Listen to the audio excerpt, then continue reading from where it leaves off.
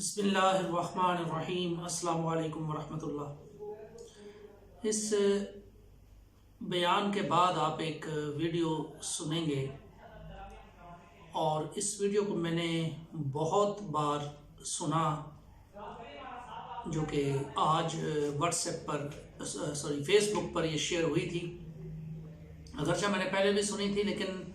آج اس کو جس طرح سے وہ ایک خاص پرٹیکولر جو سینٹنس ہے وہ سامنے آیا، تو اس چیز کو سامنے رکھتے ہوئے جو انجینئر محمد علی مرزا نے اس حوالے سے بیان کی ہے، میں آج کے بعد اس سارے جو یوٹیوب کا چینل ہے اس پر انجینئر محمد علی مرزا کے حوالے سے کوئی ویڈیو نہیں بناؤں گا، کیونکہ اگر انہوں نے اس خواب کو سچ جانا ہے، جو آپ اس کے بعد وہ ان کی زبانی سنیں گے، تو پھر اس خواب کو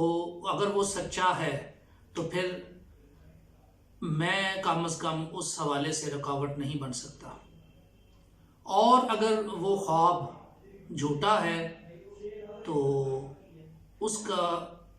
اجر جو ہے وہ خود ہی پا لیں گے۔ اب اگر جو کام وہ کر رہے ہیں اور جو خواب میں ایک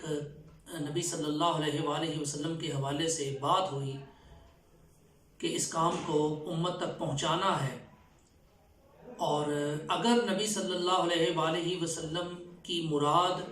یہی کام تھا، تو پھر کم از کم مجھے ان کے جو کام ہے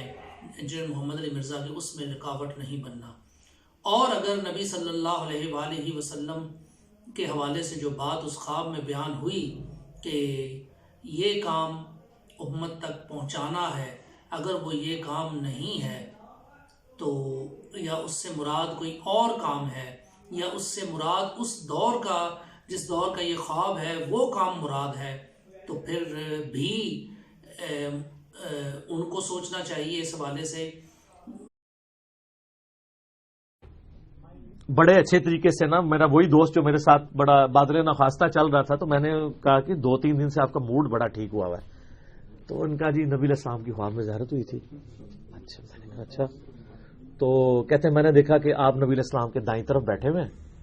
اور نبی علیہ السلام آپ سے گفتگو کر رہے ہیں، اور گفتگو کے دوران وہ یہ کہہ رہے ہیں کہ تمہیں جو حق بات پتہ چلی ہے نا، یہ اب تم نے امت تک پہنچانی ہے۔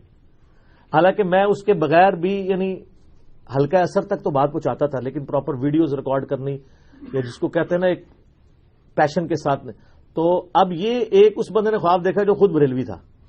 اور اس خواب کی وجہ سے وہ اس طرف آنا شروع ہوا، تو یہ اس نے پھر مجھے بات بتائی۔ اللہ کا شکر ہے، پھر میں نے اس دعوت کے حوالے سے یعنی پھر پیشن کے ساتھ بات، اس قسم کے بہت سارے واقعات ہیں۔